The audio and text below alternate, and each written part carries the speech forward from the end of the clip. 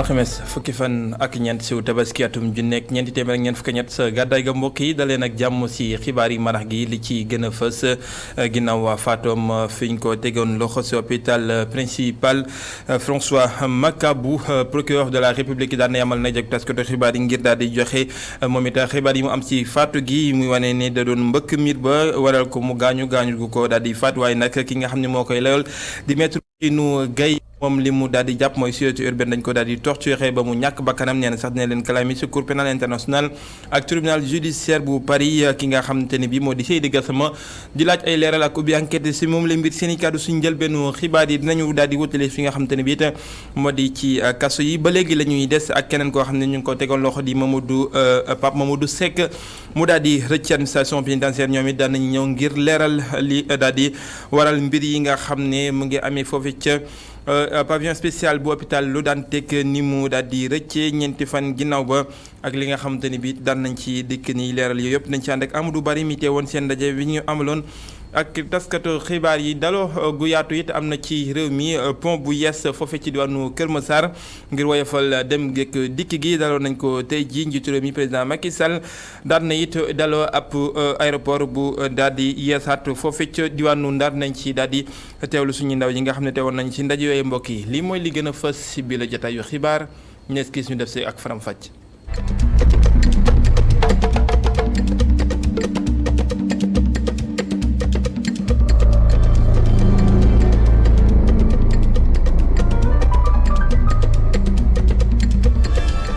Fatou François Makabu mooy li gën a fës ci jotaay xibaar yi laata ñu koy door la daal di procureur yëkkati li nga xamante ni bi moo di ay kaddu Amadou Diouf janoog gi mu janoog taskatu xibaar yi del siwaat ci li nga xamante ni bi moom la daal di leeral ni moo daal di faat wala bon li ñu jot ne bokk na ci li faat ki nga xam ne moo di François Makabu duñ ko téye daf daal di mbëkk miir yàgga giriya loolee nag jural na koy gaañu yoo xamante ni bi indi na ko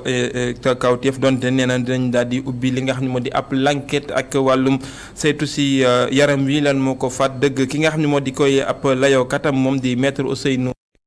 bëggul dégg benn yoon kàddu yu ni mel li mu jàpp moo di sûreté benn nañu daal di torturé ki nga xam ne moo di ab clientam waral nag sax mu ne dina leen kalaami ci kanamu cour pénal international ak tribunal judiciaire bu Paris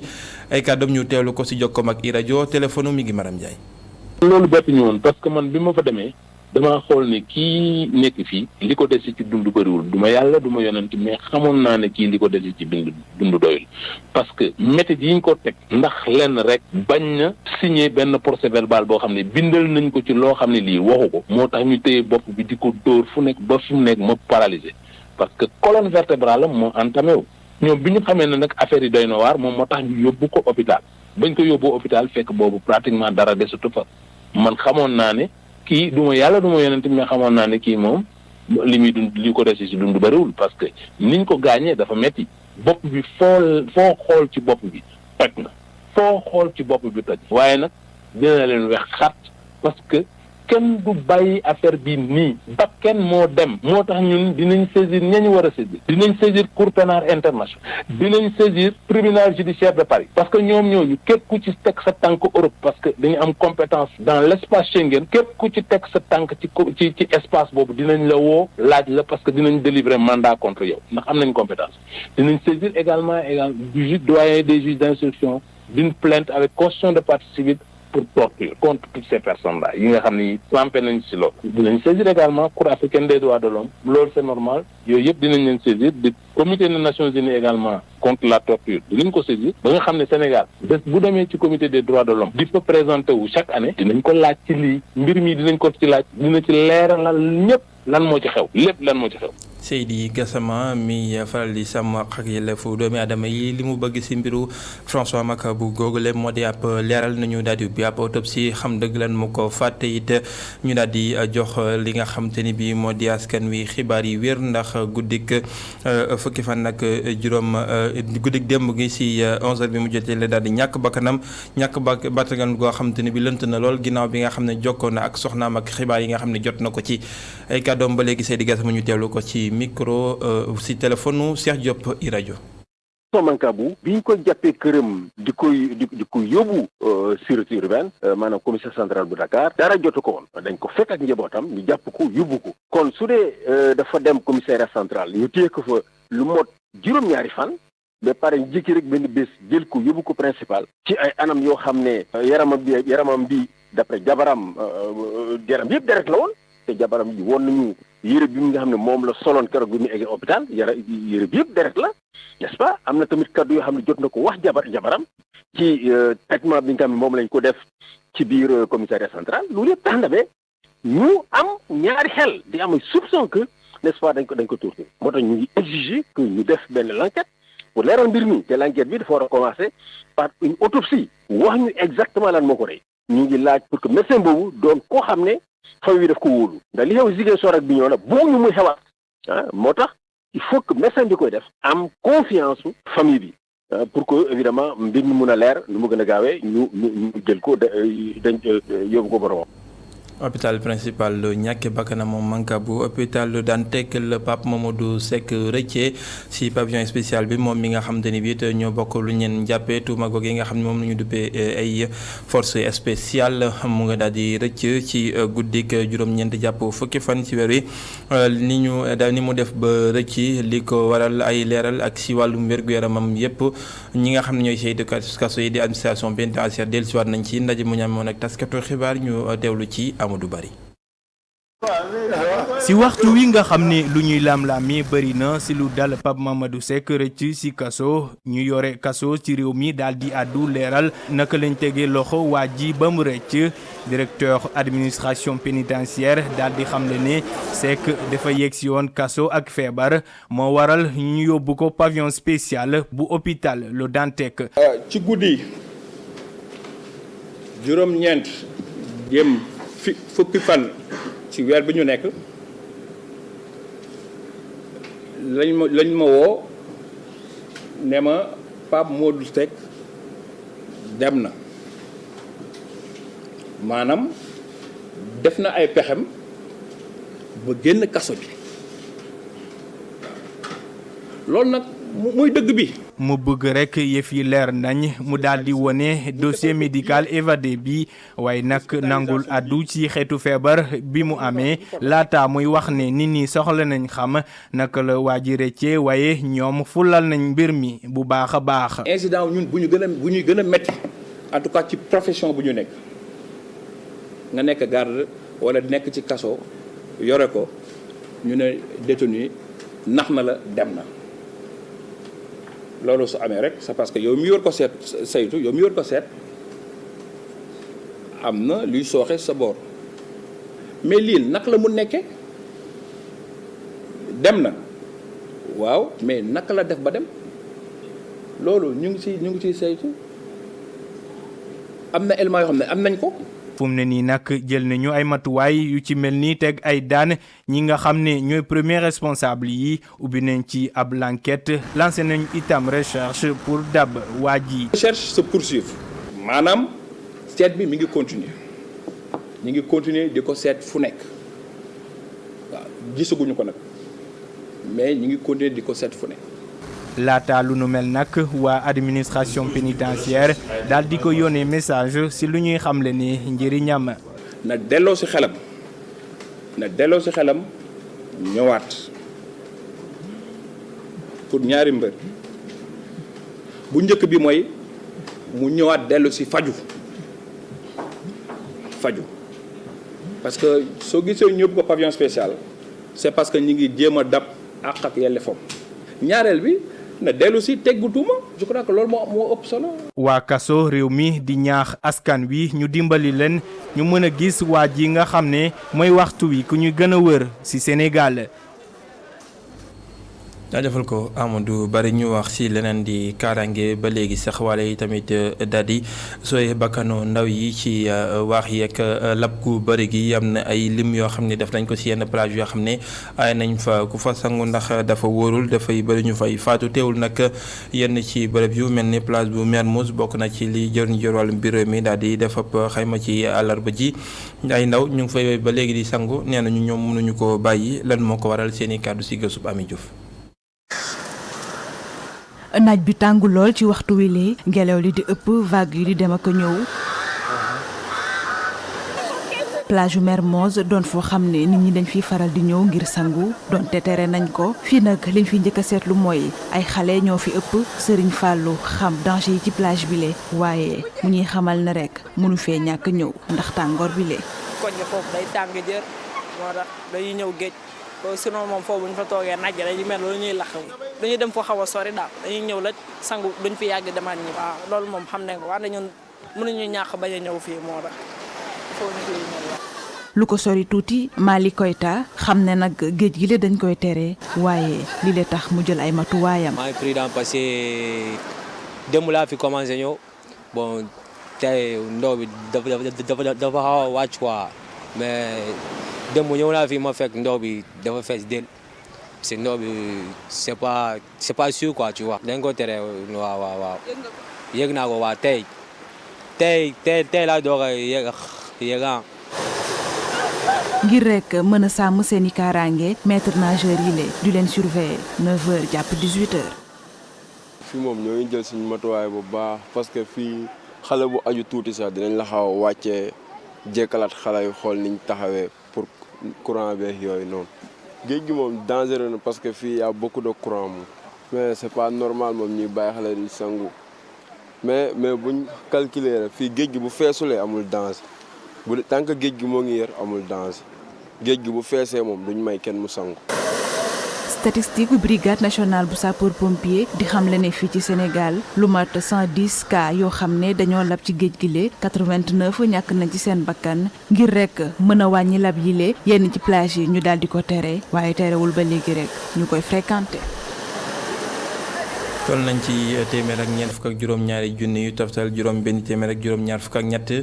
di ay ndaw yoo xam ne ñu ngi soobu nag ci bac bu ren bi bac bi ubbi na tey ji ñi nga xam ne ñooy saytu njàng mu digg doome bi mu kawe mi am nañu ko wërngal ci yenn bërëb yi nga xam te ne bi tàggatoo nañ fa natt fa it ñi nga xam ne ñoo di ndongo yi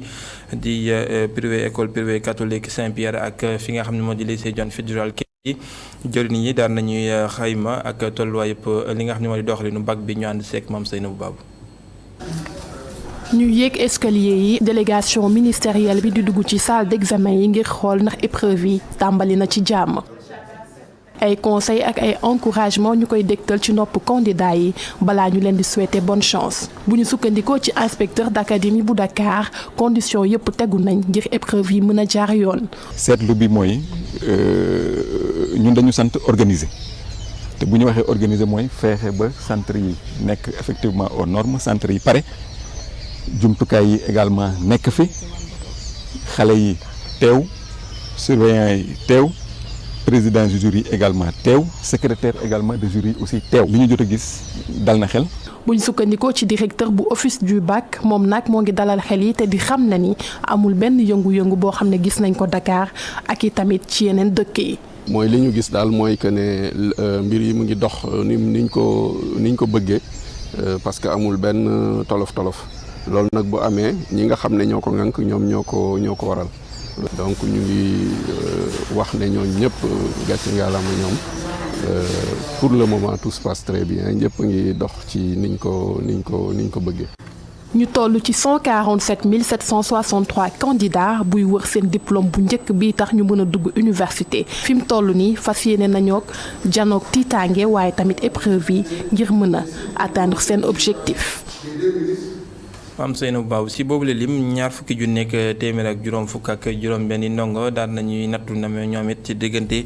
Guédiawaye ak Pikine ki nga xam ne mooy saytu njàng mi foofee di inspecteur académique ba dellusiwaat na si doxalin wa Gana Sène mu ne lépp jaadu na te jaar na ci yoon foofee ca diwaanu Guédiawaye ak Pikine ay kàddoom ñu teewlu ko ak Budal Ndiaye. Pikine Guédiawaye ak Thiès daanaka mooy académie yi ëpp ay candidats ci examen yi ren nag lim bi mi ngi toll ci. ñaar fukki junni yu teg téeméer ak juróom fukk ak juróom benn ci lim boobu jigéen ñi téeméeri candidat yoo jël juróom fukk ak juróom ñeent ay xale yu jigéen lañ loolu ñu ngi koy rafetlu bu baax boo ko méngalee ak daaw nag lim bi wàcc na tuuti wàcc na lu toll ci ñaar téeméer ak fanweer ak juróom benn candidat libre yi bari nañ ci maanaam téeméer boo jël daanaka fanweer ñaar fukk juróom-ñaari ay candidats libres lañ am nañ aussi ay candidats école privée yu bëree bëri ak ay candidats publics ci wàllum examen bi tamit comme ni ngeen ko gisee équipe yi ñi ngi sur le terrain centre yi ñi jaar ak ñeneen ñi ñu jokkool daal xamal nañ ñu ne ba léegi amagul benn gàllankoor examen bi mi ngi jaar ci yoon. surveillant yi gis ngeen ko comme niñ ko gisee fii ci collège Notre-Dame président jury yi ñoom ñëw nañ depuis démb chef de centre yi moom su ma yeboo ne depuis presque une semaine ñi ngi sur le terrain correcteurs yi nag aussi ñi ngi ñëw ba ci force de sécurité aussi ñi ngi fi de telle sorte que daal pour le moment vraiment benn jafe-jafe amaguñu ko examen bi mi ngi jaar ci yoon. ginnaaw njàng mi ñu wax ci dem ngeek dikk gi woto pont bu yees bu Kër Massar daloon nañ ko tey ji woto pont ba nga xam ne dina daal di woyofal nag dem ngeek dikk geek jafe-jafe yi nga xam ne doon nañ ko daal di dund ci embouteillage bi ñi nga xam te ne bi ñoo di kilifay gox ba it ànd ceeg mbégte ànd ak ceeg askan wi ñoom ñëpp ñu dem ba diwaanu Kër Massar fekk fa bu dal njaaj. woto pont bu yees bu Kër Massar askan wi rafetlu nañ ko lool. ñun ñëpp a kontaan.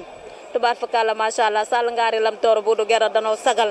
ñun waa Kër Massar oto di daw ci kaw oto di daw ci suuf oto di jógee MTWA oto di jógee jaxaay te dañu laalante ñu naan nag waa Kër Massar nag fonk leen pont bi fonk leen ko ñu téyal ko sunu bopp ndax Macky Sall dafa jël ay milliards investir ko sagal nu ndax dafa jël ni nga koy waxee Tour Eiffel bi nekk Paris andi ko fii Kër Massar kon Kër Massar léegi nekkatul Kër Massar KM City la. waaw ñu am mbégte ci ouverture bi parce que ku xam Kër Massar xam ni mu xatee woon. ak dem beeg dikk bi ni mu amee woon problème par rapport ak ñëpp nag rawatina ñi nga xam ne tey ñoo nekk fii di liggéey mais rawatina aussi commerçant yi ak ñi nga xam ne ñoom ñooy riverains yi ci dëkk bi kon tey bu ñu defee ouverture autopont bi nii pour permettre dem beeg dikk bi gën a am joyantiku vraiment mbégte la. balaa ñuy taxawal autopont bi le askanu Kër Massar sonnoon nañ lool ci wàllum embouteillage yu bari lool. mbégte ak loo xam ne dañ ko doon xaar ay jamono amoon ci jafe-jafe amoon ci coono Macky Sall ñëw ak ancien honorable monsieur le maire Moussa Fambeng ñëw jàppaleñ ci ba jafe-jafe yu bëri wàllum dem beeg dikk bi wàññeeku parce que lii dañ ko doon xaar bu yàgg Kër Massar tolloon nañ ci jamono joo xam ne même boo jugee Dakar war a jël taxi sax fay ko da ngay am sérieux problème parce que boo waxee dañ naa la duñ mën a dugg parce que rond point bi day bouché boo xam ne mun nga faa def 3 heures de temps di am problème mu dem ak ñëw mais comme que lii def na yàlla def na lii am na dem beeg dikk bi yomb na ñun ñu fi dëkk nañ ko sàmm ñun ñu fi dëkk nañ xam ne lii ñun ñoo ko moom lii doomu dëkk bi ñoo ko moom. ñoom askan wi ñu nekkee Kër Massar di ñaan autorité yi ñu gën a taxaw ci entretien autopont bi lee. fi mu ne jaanam wàcc na ci côté dem beeg dikk bi sim ne lan moo ci des entretien bi moo ci des ak ñun ñu fi nekk ñu fulla fayda jàpp ci nu mu tudd gën a waxtaan ak nit ñi ñoom ñu xool. xam ne pont bi nekk na loo xam ne lu fi war a nekk la te nekk na te dina dimbali lu bëri wàllum dem beeg dikk bi. waaw ñu respecté code de la route bi rek ñu respecté aussi li ñu def fii ndax ñun lañ ko defal ñu yombalante aussi ñu baalante aussi maanaam ci xol yi ñu bañ a xatal xol yi daal waaw ñu respecté code de la route bi rek waaw ñu muñalante daal. askanu Kër Massar sant gouvernement bu Sénégal ci autopont bu rafet bi mu leen defal di ñaan autorité yi ak population bi ñu gën a farlu ci entretien ouvrage bi lee. Kër Massar am autopont bu bees ñu daal di yeesal li nga xam ne moo di aéroport bu Ndar ñaar fukki milliards ak ñett lañ ci daal di def nekk na loo xam ne jumtuwaay la bu am bépp jumtuwaay njiitu réew mi daal na koy tudde nag Ousmane Masseck Ndiaye Momar Alice Niang. mbooloo mu takku moo dalal tey ji njiitu réew mi ñëw ci Ndar pour inaugurer aéroport international bi ñu fi taxawal. Saint-Louis mérite donc cette plateforme aérienne moderne. Saint-Louis mérité na plateforme aérienne bu moderne bi nga xamante ni moom lañ fi def nga xamante ni am na piste boo xamante ni mu ngi toll ci 2450 mètres ci gudduwaay 45 mètres ci wàllu bi yaatuwaay bi waaye tamit am na dispositif au sol boo xamante ni bu xarala la ak lépp loo xamante ni jumtukaay la ngir ñu mën cee xeex lakk. l'aéroport bi liñ ci def ci ay koppar buñ koy xayma ci Ndar mën nañ ko natt ci $23 milliards yoo xamante ni tegal na lu ëpp $200 millions. liggéey bi mu yembee nag tey jii mën nañu wax nu lu tolloog 200 emplois aéroport bi dana ko génne jumtukaay bi ñu jox ko nag turub ki nga xamante ni moo di jëm si yàlla Ousmane Masseck Ndiaye njiitu réew mi ci boppam delloo ko njukkal lu am solo. J'ai donné le nom de l'aéroport international bu Ndar bi jox ko turub Ousmane Masseck Ndiaye Ousmane nekkoon doomu Ndar bu ñu ràññee bu bëgg dëkk bii di Ndar maa ngi koy fàttaliku ay yoon ànd nañ fii ci dëkk bi ci jiitu mooy ba nga xamante ni mi ngi wut mairie bi moo ko doon gunge. li ñu mën a wax ci moom mooy nekk na koo xamante ni yéeneem ci Ndar foo ko nat wees woon na ko. dans la conquête de la commune de Saint-Louis. gannaaw l'aéroport international Ousmane Masseck Ndiaye njiiti réew mi dem na lancer travaux yi nga xamante ni mooy bërëb yu ñu war a dëkkal ñi géej gi nangu woon seeni kër ci Langue de Barbarie gannaaw gi dem na teg xeer wu njëkk hôpital de niveau 4 bi nga xamante ni war nañ ko taxawal ci biir Ndar. jaajëfal ko Momar Alsiñang ñu wax lu jëm si wàllum diine ak Dakar gi war a daloo kilifa gu tedd gi di Chérif Cheikh Sidi Ali Tijani Bel Arabi diggante fukki fan ak ñeent jàpp ñaar fukki fan ak juróom si weeru sulet wi nga xam ne moom la ñu daal di dugg moom mi nga xam ne mooy xalifa njabootu Seydina Cheikh xalifa mondial di Cheikh Sidi Al Tijani Bel Arabi dina daal di jóge foofu ci diwaanu Algérie fi nga xam ne moo di Aynou Madi wutali fi nga xam ne moo di Ndakaaru lu ko dalee alxames ji nga xam ne moom la ñu daal di dëkkmal. ñu wax si leen di wàllum tàggat yaram ak basket Moustapha Guèye mi nga xam ne mooy directeur technique bu équipe nationale bi daan nay biral nag ak firndeel ki nga xamante ni bii moo di Ngagne Desagana Diop mi nga xam ne moom la ñu daal di tabbu yees mu nekk entraîneur gaynde yi basket yi mu wutu fa Boniface Ndong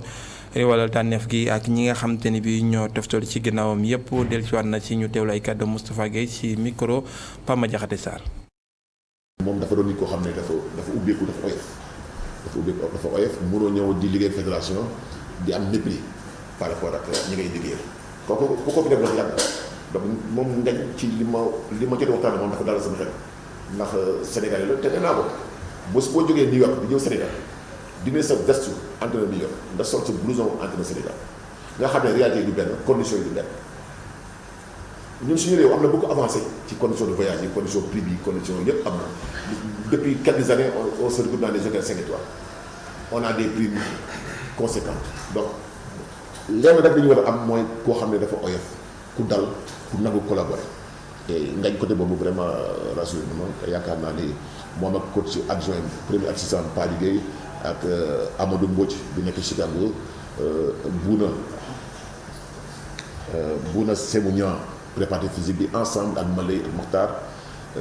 ensemble mën nañu def liggéey bu baax am naa yaakaar lool mu doon Soudan Sud Soudan mu doon Tunisie mu doon Cameroun bu ñu dem jamais di xalaat ne ñoom ils sont non am ñu droit dañ leen jomante ñoom bu baax jéem a garder suñu chance pour qualifier coupe du monde maintenant su ko yàlla defee xëy su ko deful tamit ñu xool nu ñuy toogee waat defar waat pour les campagnes futures. waaw de cette année c'est comme le même principe que Boniface su fekkee ne mën na libéré wu ci fenêtre FIBA yi bu février alhamdulilah su mu libéré wu tamit ñu jox ko pas liggéey comme ni ñu defoon fenêtre bi lu passé moi j'ai confiance en lui moom ak rawatu pas ñu diriger ko. Moustapha Guèye dellusiwaat na ci li waral ñu daal di tekki ndombal tànk Boniface Ndong ci bopp basket bu Sénégal li nga xam te ni biit mu ne mënuñu ko daal di njort bàyyi mu jàll moo di ay njumte yoo xam te ne bi day indi njeexital ci seen i jongante waaye nag li nga xam ne xam leen ne fédération dina ko joyanti mooy mboolem jafe-jafe yi nga xam ne am na ci wàllum voyage yeeg li nga xam te ni bi moo di aju si joueurs yi ñu daal di dellusiwaat si ay kàddoom si fekkeek Pama Diakhaté Sarr ak Bara Sow. pétition bi nga xam ne Boniface Ndong moo ko signé lu joueur yi neexul benn yoon fédération sénégalaise bu basketball loolee rek moo waral ñu tekki ay ndombal tànkam bu ñu sukkandikoo ci directeur technique national. mais am na loo xam ne boo ko defee ci biir équipe nationale mënatoo faa toog maanaam sélectionneur du initier pétition di ko jox joueur yi pour ñu signé ko dafa naa ne foofu la erreur bi nekk. et loolu moo tax man ni DTN bi j'ai initié son arrêt de travail propose ko fédération ñu validé ko donc noonu la demee. lettre bu gudd bi nga xam ni bind na ko ginnaaw bi ñu ko jëlee ci bopp équipe nationale bu basket bu góor ñi Boniface Ndong ma nga cay tuumaal waa fédération ne dañu ko lànkal engagé ab préparateur physique muy tuuma goo xam ne Moustapha Gaye da koo dàq. amul benn fenêtre FIBA bu ñu fi joué daaw ak ren boo xam ne dañu utiliser préparateur physique amul ndax 3 séances d'entraînement 3 jours de compétition dañoo jàppoon ne amul soxlawuñu ko te benn sélectionneur taxaw fi moom bu ne ma dama soxla préparateur physique pour fenêtre FIBA non afro basket bii te ba ko laajee afro basket on a appelé ki mu bëggoon ñu indi ko fay ko je crois $5,000 pour mu ñëw defal ko liggéey bi. ci anam yi nga xam ne moom la équipe nationale yi di tukkee DTN dëggal jafe-jafe yi tey xamle ne daañu ci indi ay saafara. ñu war a améliorer suñu plan de vol yi il faut que Sénégal ñu te loolu président de la fédération Babacar Ndiaye nous a depuis Istanbul il nous a dit que loolu on va se battre pour que année yi di ñëw compétition yi di ñëw ñu améliorer suñu qualité voyage donc sa kilifa bu la waxee ne daa ko def da nga koy jox cër nangul ko nga xaar. Boniface Ndong ñu dàq ko teg ca place am Ngagne Desagana Diop ngir mu jiite gaynde yu basketball yi entraîneur bu bees bi sëgg ci wàccaayug fenêtre de qualification ci mondial bi ji ba noppi ak liste bu fukk ak juróom-ñetti jours boo xam ne publié na ko. jaajëfal ko Pape Madiakhate Sarr jaajëfal leen mbokk yi ci teelu bi fii la ñu yëkkatee jataay bi la xibaar benn jataay 19h45 lay doon ci kàllaamay nasaraan ak Adama Manouche Kaba xibaar yi di wendi ci www.emedia.sn neskis la total ak Abdourahmane Ly